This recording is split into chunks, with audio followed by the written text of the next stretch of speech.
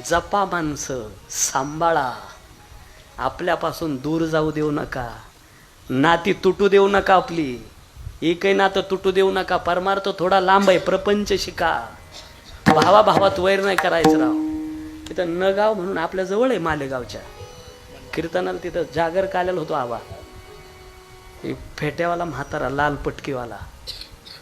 तो म्हणला बाबा 9 भाऊ होतो, 8 बहिणी आणि मी एक 9हा भाऊ. 8 बहिणीचा सांभाळ करणारा हा भाऊ आहे. स्वतःचं काही स्वार्थ पाहिला नाही. त्या काळामध्ये मायबाप ज्या वेळेला गेले, एक 15-16 वर्षाचं वय होतं म्हणे. जर मालकानं डबा आणून दिला तर मी कधीच उघडून नाही खाल्ला. उपवाशी असलेल्या बहिणी डोळ्यापुढे यायच्या. तो डबा घेतला का बहिणीकडे जायचं, घास घास खातील, आजचा दिवस निघून जाईल. 4-4 दिवस उपवाशी पोटी काम करणारा बहिणी करता हा भाऊ आहे. कुठे गेले दादा हे भाऊ आज? या भावांची गरज आहे. माझी विनंती आपल्याला या निमित्तानं, बहिणीनो, एका आईच्या उदरातून भाऊ आणि आपण जन्माला आलो.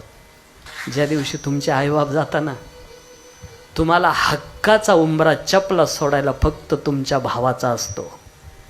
म्हणून हिस्सा नाही टाकायचा, प्रॉपर्टी नाही हिस्सा टाकायचा. बहिणीने आपल्या भावाच्या प्रॉपर्टीत 1-2 लाखाकरता कायमचा भाऊ तोडायचा नाही.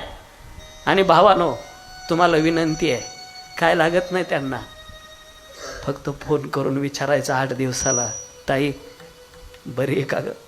अरे लई पोट भरतं दादा त्या बहिणींचं. तुम्ही रडाल, सगळ्या रडाल तुम्ही. तुम्हाला एक विनंती आहे, बहीण आल्याशिवाय दिवाळीचा सण नाही साजरा करायचा. मायबाप श्रीमंत बहीण गरीब भावाला नाही विसरत, नाही विसरत. म्हणून श्रीमंत भावानो, आपल्या गरीब बहिणीला विसरू नका. गड्या नका विसरू दादा. अरे श्रीमंत बहीण, मी लोकांचं कशाला सांगू, ह्या लोकांना माहिती. सचिन बाबा, आबा, मिलिंद महाराज, अण्णांना माहिती आहे. मोठ्या घरात आहे बहीण, युवराज भाऊ. ज्या दिवशी बहिणीचं लग्न झालं, 1 वर्षानंतर माझा ॲक्सिडेंट झाला होता, सगळ्या महाराष्ट्राला माहिती आहे. 32 लाख रुपये युवराज भाऊ कर्ज झालं होतं, सगळं विकलं, काहीच नाही. जर गेलो नाही घ्यायला, मोठ्या घरात आहे, उसने पैसे घेऊन भाड्याला बहिणीला घ्यायला गेलेला हा भाऊ आहे. तिथं गेलो,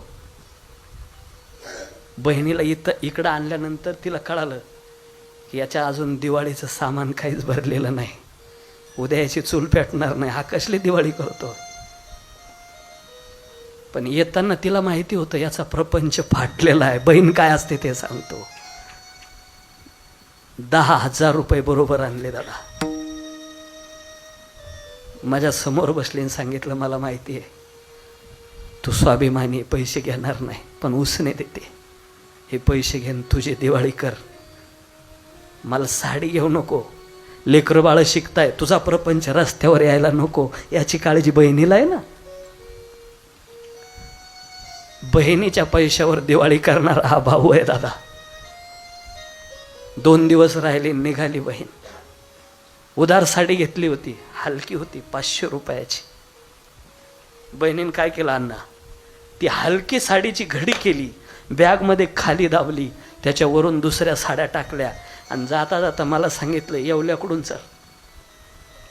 स्वतः जवळ 5,000 रुपये होते, त्याची पैठणी घेतली, तिथंच नेसते बहीण माझी. कोपरगावला गेल्यानंतर आमच्या ती सासूच्या पुढं जाते ना, असा पदर धरून दाखवते, माझ्या भावानं घेतली बरं का.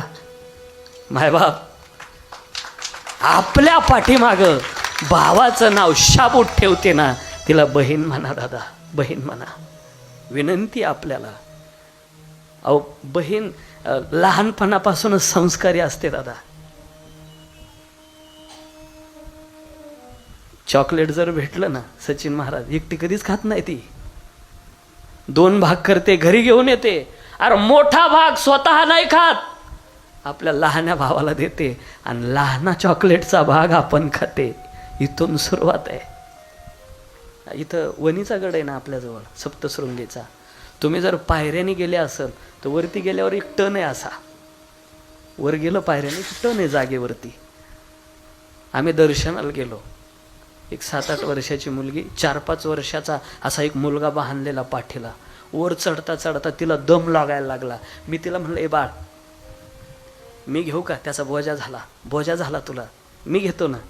तिनं असं रागा पाहिलं. तिला वाटलं हा ओळखीचा ना पाळखीचा. वरती गेल्यानंतर त्या टनवर आम्ही गेलो. तिला बसायचं होतं खाली, पण तो असा लोंबलेला, बसता येणं. नाना काय केलं तिनं, असे हात टेकवले आणि अशी चढायला लागली. मी थोडा कवळ्या अंतकरणाचा माणूस राव, मला दुःख नाही पाहावत कोणाचं. माझ्या डोळ्यात अश्रू आले. मी म्हणलं, ए बाळ अरे मी लय लांबचा नाही, नाशिकचा. वरती गेलं का तुझ्याकडे देऊन टाकतो, बोजा झालाय त्याचा तुला. त्या मुलीनं दिलेलं उत्तर लय धारदार आहे मायबाप. आयुष्यभर एवढं उत्तर विसरू नका फक्त. तिनं सांगितलं, महाराज तुमचं मी 3दा ऐकलं का त्याचा बोजा झाला असेल, त्याचा बोजा झाला असेल, त्याचा बोजा झाला असेल. कसा बोजा होईल महाराज, तो माझा सक्का भाऊ आहे.